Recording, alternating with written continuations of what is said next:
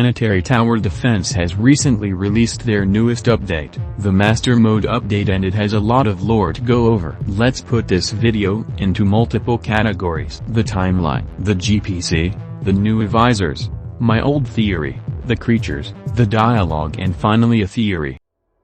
Let me give you a quick rundown on the timeline of the lore, since in my last video some parts were proven to be incorrect. We are the commander of the Anomalous Control Forces Special Divisions, and we are tasked in killing the zombie creature stated by Morton.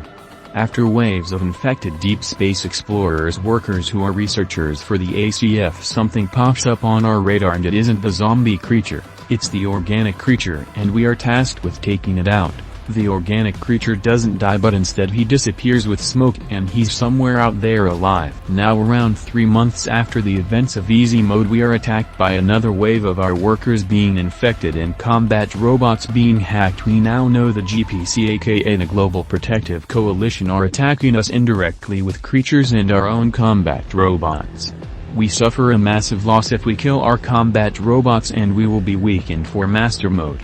Now, 3 months after we destroy our combat robots, the GPC and the creatures have launched a full-on assault on us. And with this assault they plan to take Eris, aka the Mind Creature, from us. It seems like they know something about the Mind Creature that we don't. Also, I'm guessing this is what the GPC wanted from us at the start of the game. They also could have used our creature outbreak as an excuse to attack us, since they knew we would refuse to give up our creatures, and that they can't just say they want Eris and attack us. After we defeat the armored and illusion creature, we see Corwall come. Director recognizes Corwall, and by what Corwall says to the director we can assume they've known each other for a long time.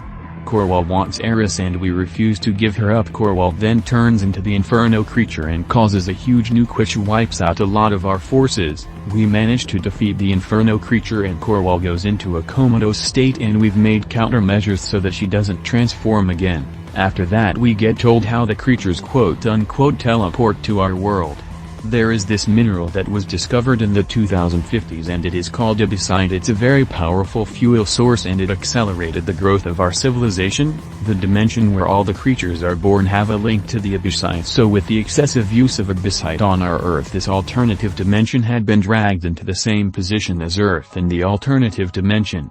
So when a creature dies, it isn't born in the alternative universe, it's born in the atmosphere of Earth. This basically debunks the portals spawning in creatures and explains why there haven't been any creatures born on Mars yet. Also, since there's a specific amount of creatures that can exist, that explains how the GPC reduces their quote-unquote portal storms, which are actually the creatures being reborn, with them containing all of the creatures instead of killing them. Now, after the events of Master Mode, the timeline stops again. We can only go forward with the timeline when Apocalypse Mode eventually releases. Now we got revealed a lot about the GPC in Master Mode. We know the GPC doesn't get portal storms and they contain their creatures instead of killing them, so it looks like to us they're reducing the portal storms. The GPC is pretty smart with what they're doing, since instead of sending more of their soldiers they sent mutated stuff like the Hulkers and Stalkers and of course the creatures.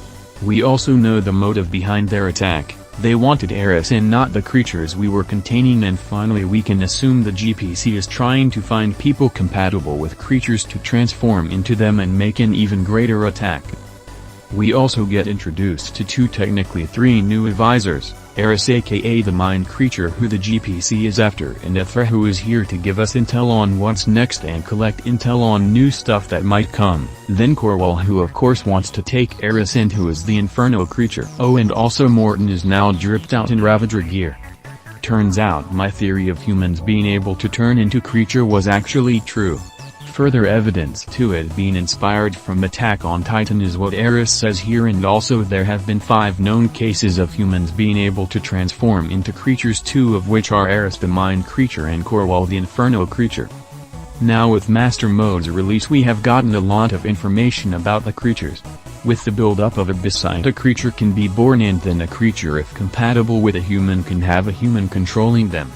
Now the alternative dimension the creatures exist in isn't something we can kind of understand. It's like heaven or hell. Describing it is difficult. Now the mind creature seems really up with its powers, since we are told that the mind creature can see into the future. Also Eris says the mind creature can see into her dimension, so the mind creature could also tell us about the dimension and possibly how we can get creatures for ourselves. Also the mind creature can read minds. Mind-blowing, I know. I have a theory that the GPC wants Eris not because of the future seeing powers, because I think they're egotistical and think they're gonna win, but instead they want the mind creature to see the universe of the creatures and analyze it and possibly get more compatible creatures so they can have an even bigger attack. That's it for this video, and I hope to see you guys next time.